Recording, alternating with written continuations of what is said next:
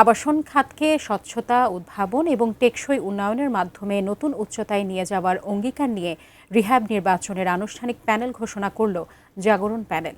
ঘোষণা করল ইশতেহারও। এই প্যানেলের নেতৃত্ব দিচ্ছেন রিহ্যাবের সাবেক সভাপতি মোকাররম হোসেন খান। শনিবার সন্ধ্যায় জাতীয় সংসদ ভবনের এলজি হলে এই প্যানেলের ঘোষণাকালে তিনি বলেন, ব্যাংক ঋণের উচ্চ সুদের কারণে এ ব্যবসা থেকে মুখ ফিরিয়ে নিচ্ছেন উদ্যোক্তারা।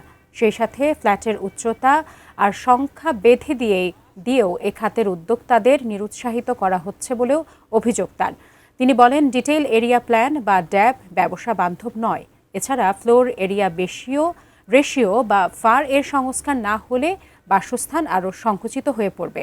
ফ্ল্যাট নির্মাণে পরিবেশ বান্ধব উপকরণ ব্যবহারের প্রতিশ্রুতি দিয়ে রিহ্যাবকে আর্থিক জবাবদিহিতার আওতায় আনার ঘোষণা সহ বিভিন্ন প্রতিশ্রুতিও তুলে ধরা হয় ইশতেহারে।